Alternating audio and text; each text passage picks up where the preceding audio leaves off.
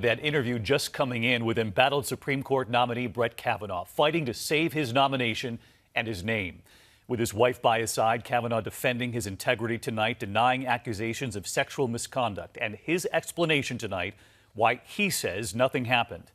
And it comes as a second woman has now come forward, former Yale classmate Deborah Ramirez, who tells The New Yorker that Kavanaugh exposed himself to her, describing a drunken scene their freshman year.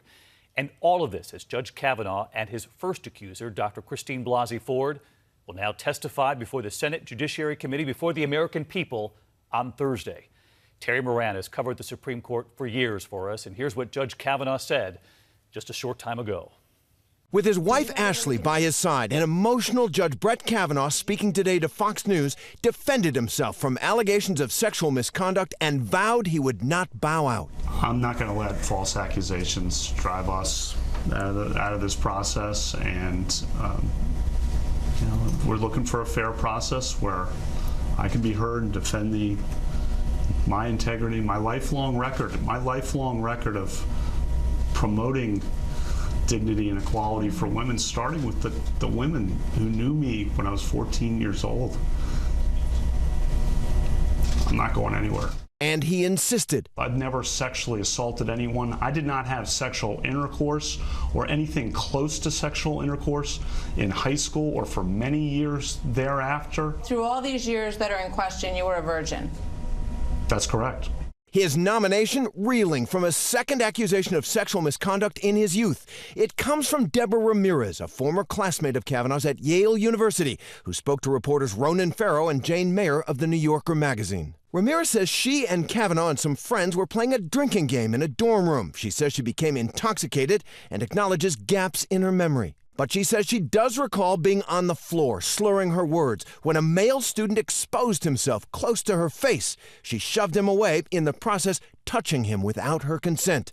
She says she remembers him pulling up his pants. And she told The New Yorker that afterwards she heard a male student yell down the hallway what had just happened using her name and Brett Kavanaugh's. It was his full name, she says. I don't think it was just Brett.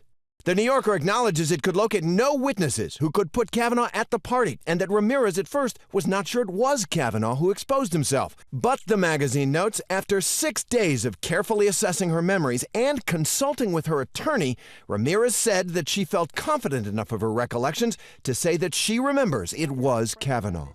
Reporter Jane Mayer insists there is corroboration for Ramirez's story. We found somebody who remembers hearing about it that night or the next day. Unlike the people at the party, he was very sober and remains a very distinguished person. He's on background. I asked him myself, are you sure this was Brett Kavanaugh that you heard about?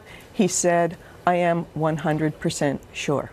It all comes as Judge Kavanaugh and Dr. Christine Blasey Ford prepare to testify on Capitol Hill. Dr. Ford says Kavanaugh sexually assaulted her in high school. I am not questioning and have not questioned that perhaps Dr. Ford at some point in her life was sexually assaulted by someone in some place. But what I know is I've never sexually assaulted anyone. President Trump standing by his nominee. I am with Judge Kavanaugh, and I look forward to a vote.